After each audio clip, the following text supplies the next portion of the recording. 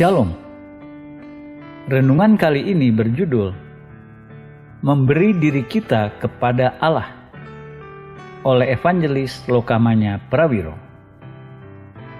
Sementara Allah memberkati kita dengan kelimpahan, secara alami kita akan memiliki banyak untuk dibagikan, dan ini benar dalam setiap bidang kehidupan kita.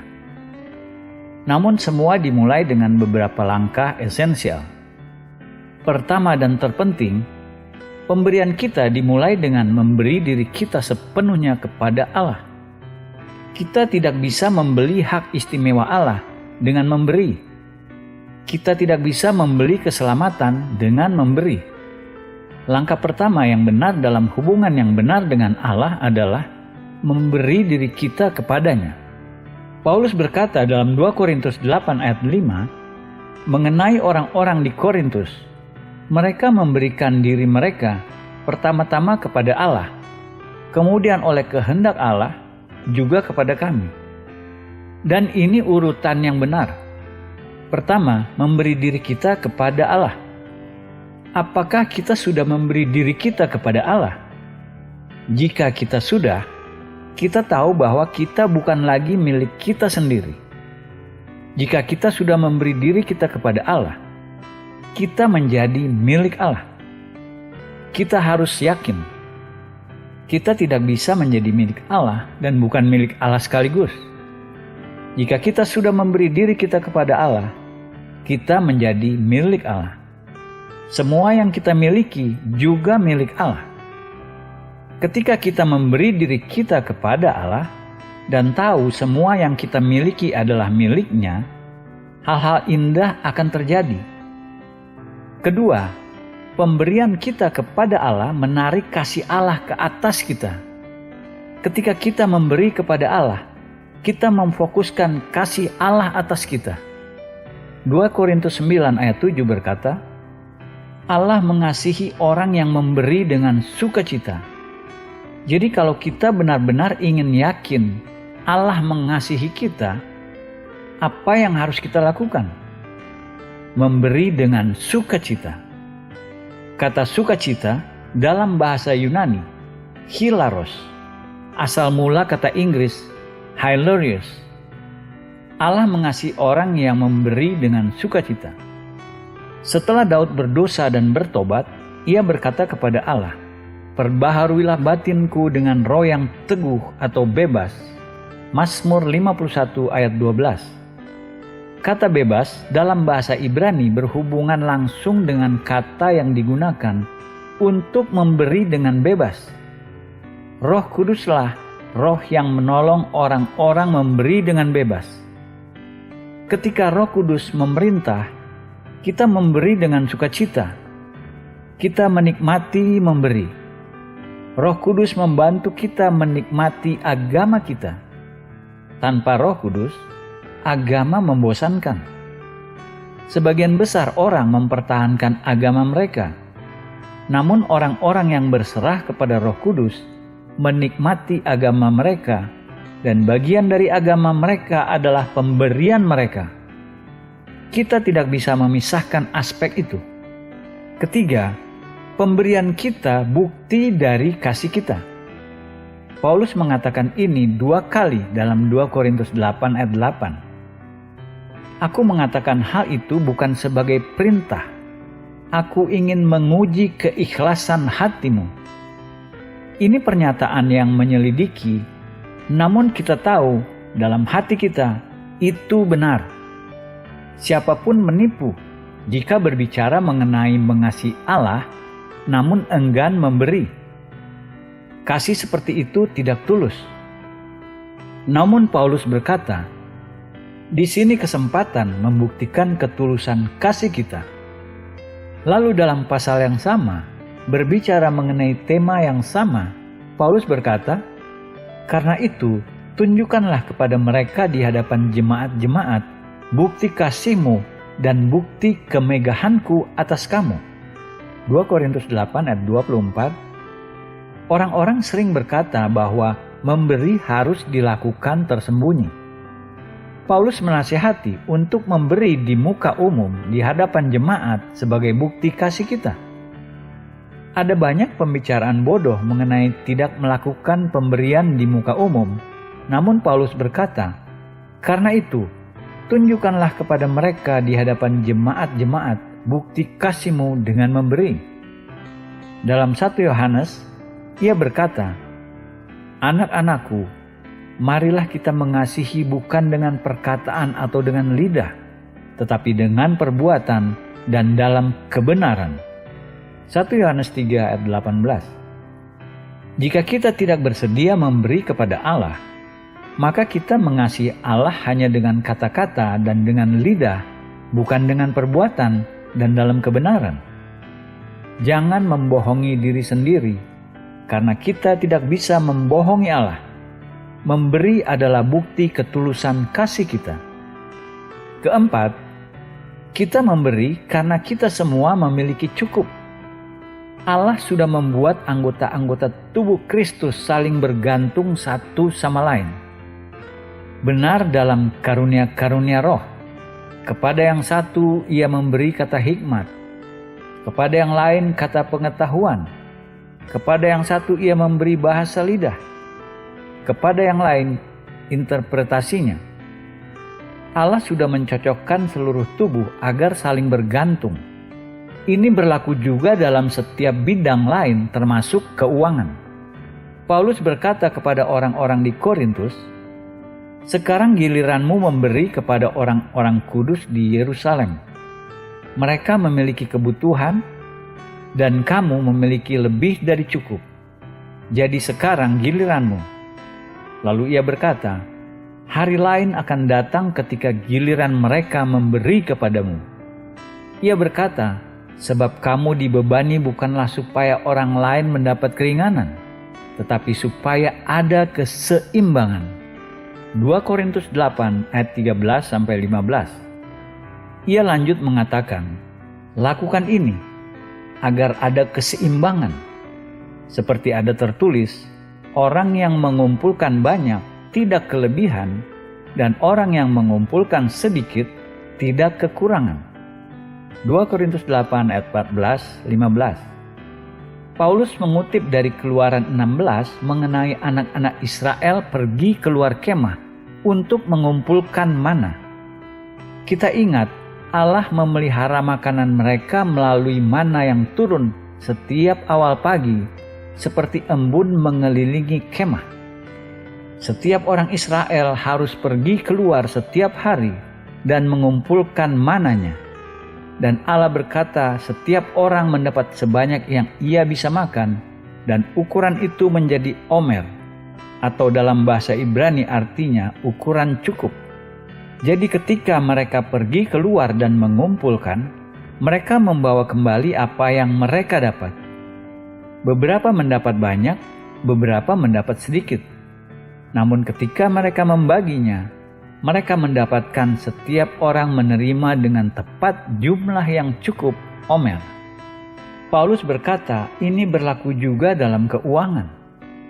Beberapa orang memiliki banyak, lainnya sedikit. Namun jika orang-orang yang memiliki terlalu banyak membagi dengan lainnya, kita akan mendapatkan setiap orang memiliki cukup. Ada keseimbangan.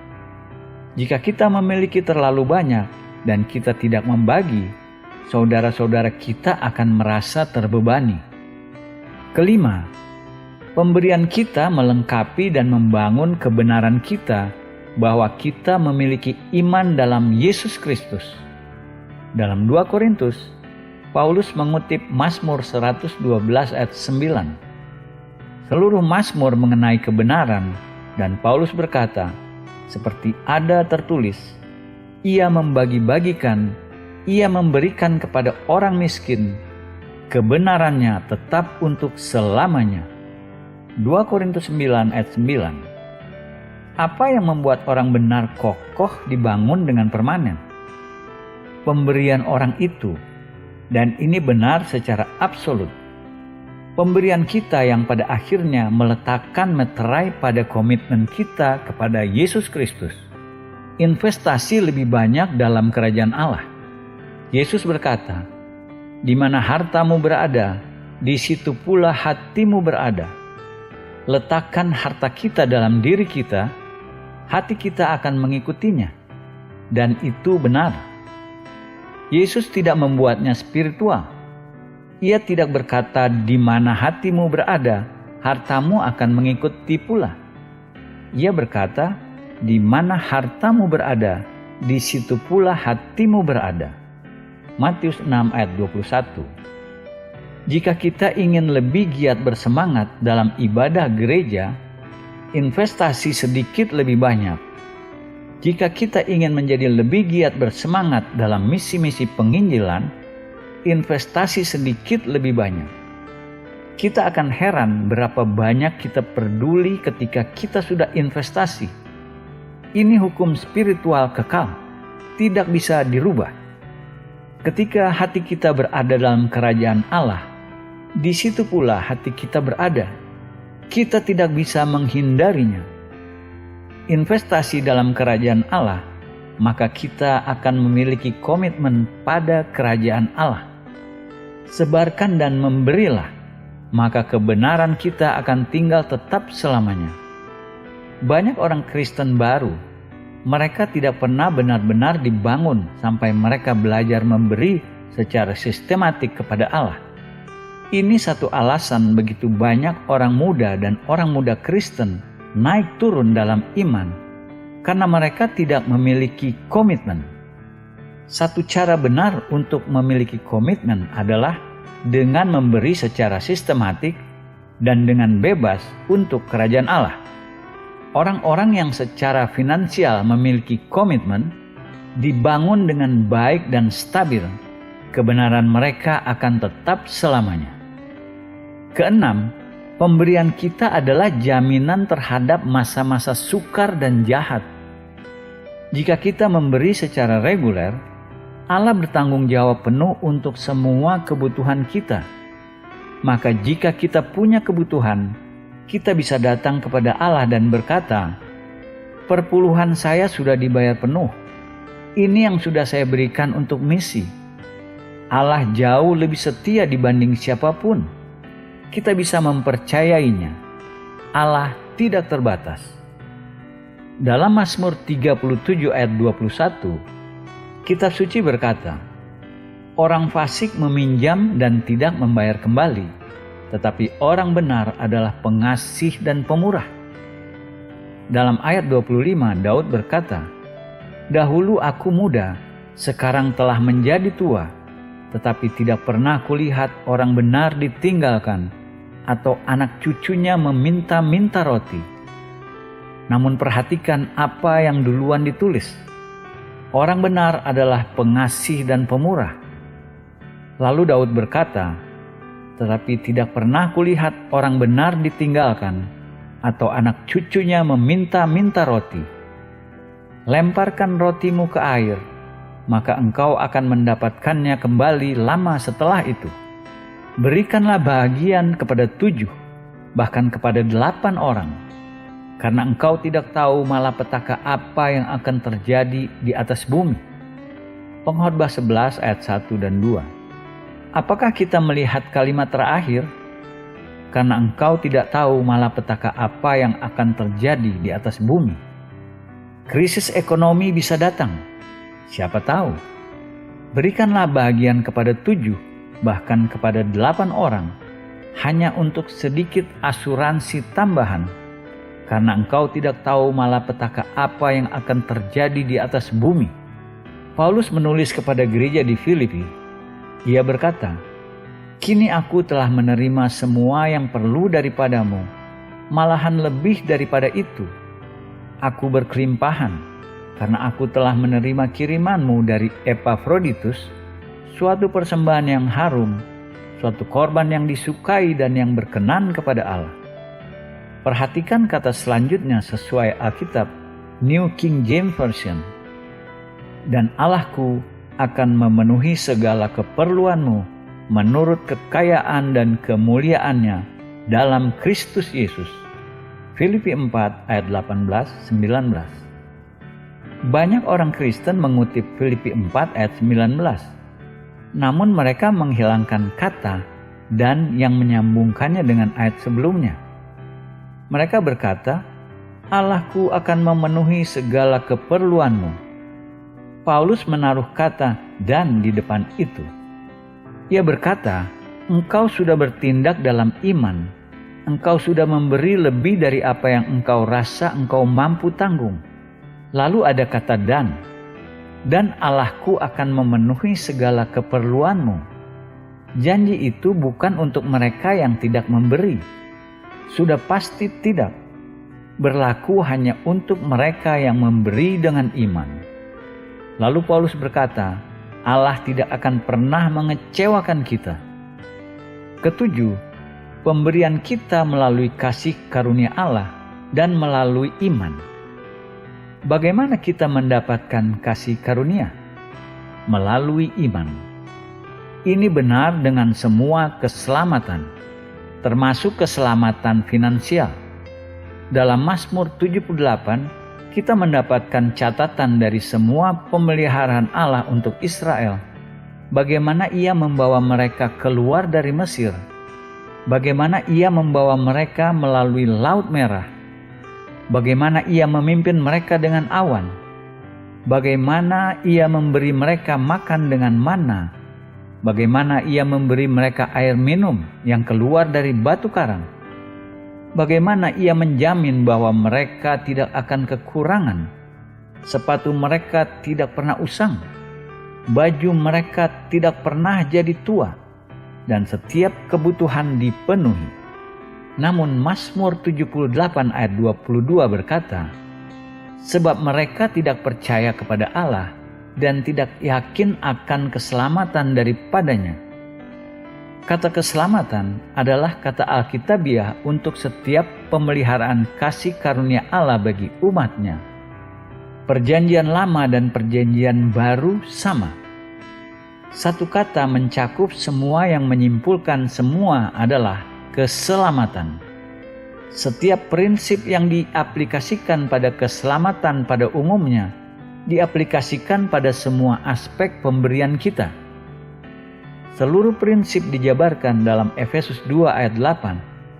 Sebab karena kasih karunia kamu diselamatkan oleh iman. Itu bukan hasil usahamu, tetapi pemberian Allah. Saluran yang membawa kasih karunia Allah ke dalam kita adalah iman. Tanpa iman, kita tidak memiliki saluran. Allah mencurahkan berkat-Nya, namun tidak ada yang mengalir ke kita karena kita tidak memiliki salurannya. Agar menerima kasih karunia, kita harus menggunakan saluran iman. Maka berkat Allah akan mengalir ke saluran kita, ke dalam kehidupan kita, berkat spiritual, fisikal, dan finansial. Semua adalah keselamatan. Ada 12 tempat dalam perjanjian baru Yunani di mana kata Yunani untuk diselamatkan digunakan secara spesifik untuk kesembuhan fisikal. Kesembuhan hanya satu aspek dari keselamatan, kesembuhan fisikal. Keselamatan penuh berpusat dalam satu pribadi, Yesus Kristus, yang adalah juru selamat, tabib penyembuh, pembebas, pembaptis dengan Roh Kudus. Satu dari nama besar perjanjian kekal yang tidak berubah, atau satu dari 7 nama perjanjian Yehova, adalah pemeliharaan besar. Jehovah Jireh, Tuhan akan menyediakan. Setiap satu dari nama perjanjian itu mengungkapkan aspek kekal, kodrat Allah yang tidak berubah seperti Tuhan yang tidak berubah. Ia pemelihara seperti Ia juru selamat atau tabib penyembuh, atau pembebas atau pembaptis. Dan semua termasuk dalam keselamatan mulia ini. Mengingat karya Kalvari, karya yang sempurna, sempurna dalam setiap segi, sempurna dalam setiap aspek. Sempurna dalam aspek finansial, seperti sempurna dalam setiap aspek lain. Bagian dari kasih karunia. diterima melalui iman. Kasih karunia datang melalui Yesus Kristus. Yesus Kristus di kayu salib menjadi miskin, agar kita melalui kemiskinannya menjadi kaya. Semua melalui salib, semua melalui kasih karunia, semua melalui iman. Dalam poin terakhir ini, kita memperhatikan satu prinsip besar. Kita harus bertindak dalam iman. Iman tanpa perbuatan adalah mati. Iman tanpa tindakan-tindakan yang sesuai adalah mati. Iman mati tidak menghasilkan hasil-hasil hidup. Banyak orang berkata mereka percaya, namun hanya kata-kata tanpa tindakan.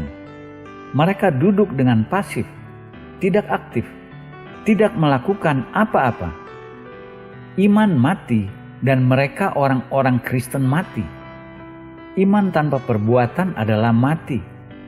Kata Yunani begitu jelas, berarti mayat, menjijikan. Namun itu bagaimana dengan iman tanpa perbuatan? Apakah kita benar-benar percaya pada Allah? Jika kita benar-benar percaya, kita bersedia melakukan perbuatan dalam iman dengan kelimpahan kita. Jika kita tidak bertindak dalam iman, sama dengan ketidakpercayaan. Semuanya itu ketidakpercayaan yang dikombinasikan dengan ketakutan.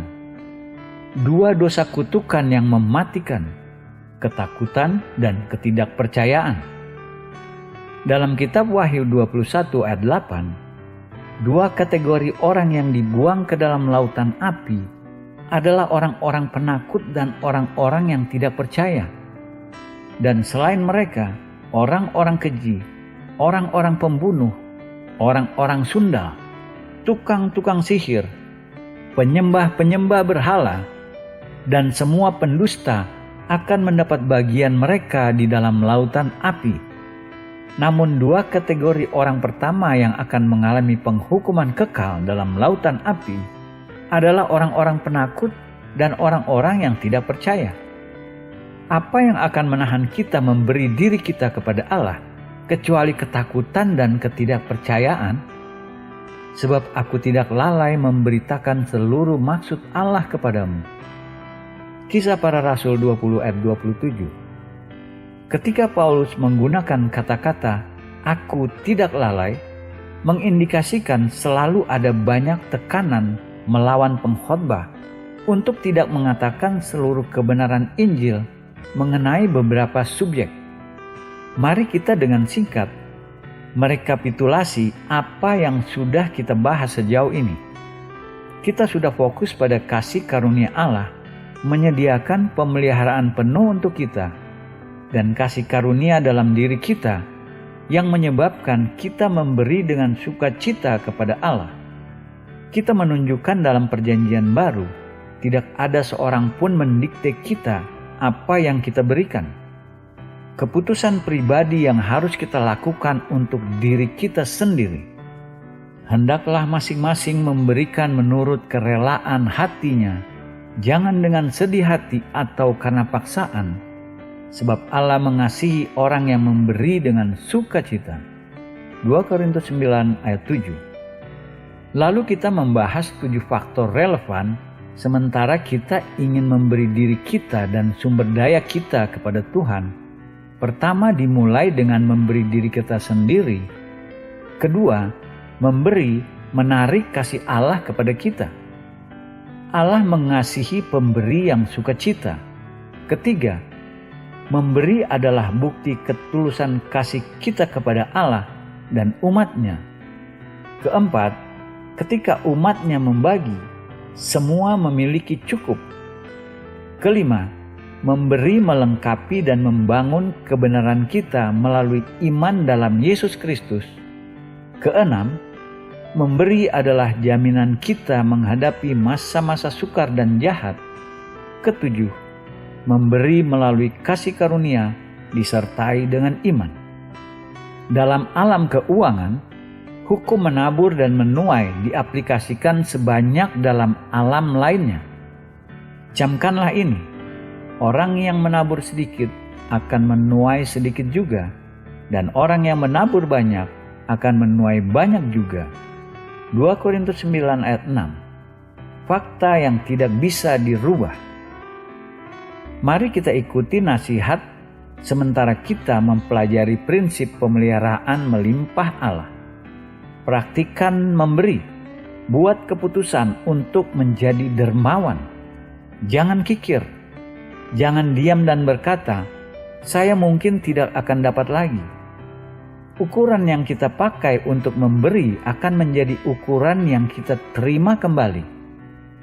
Tujukan dalam hati kita bahwa kasih karunia memberi disertai dengan iman akan bekerja dalam hidup kita.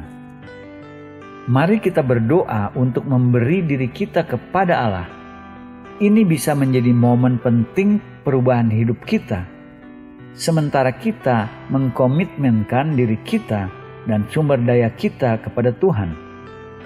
Jika kita ingin mengkomitmenkan diri kita sepenuhnya pada kebenaran-kebenaran yang kita sudah pelajari, mari kita berdoa dengan suara keras seperti berikut. Tuhan Yesus, saya datang kepadamu dengan kasih karunia-Mu dan dengan iman dalam nama-Mu. Saya ingin mengkomitmenkan diri saya sepenuhnya kepadamu saat ini. Dan saya ingin memberi kepadamu segala sesuatu dan segala sesuatu yang saya miliki. Saya mengakui tidak ada apapun yang saya miliki benar-benar milik saya. Semua karunia yang saya terima darimu.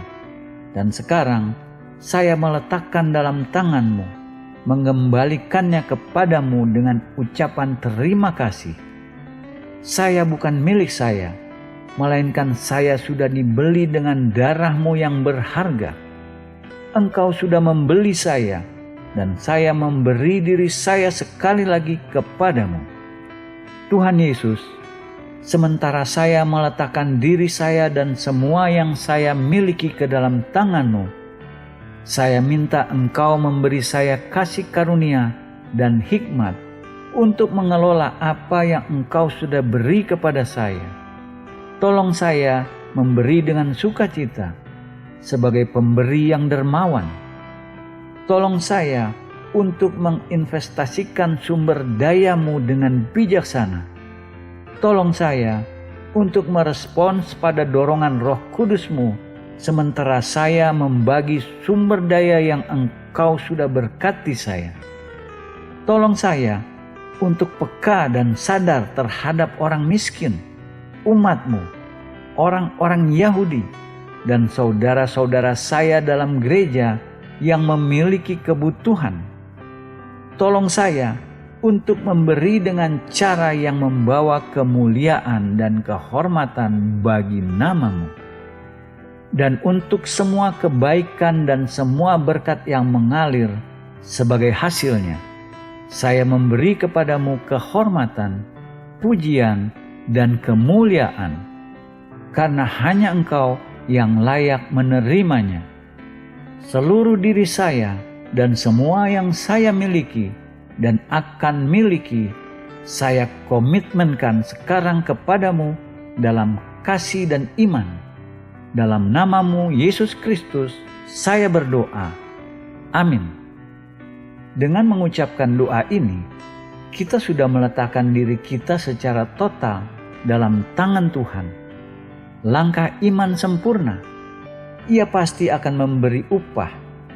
Kita akan menerima hak istimewanya dan keberhasilan dalam tahun-tahun yang akan datang.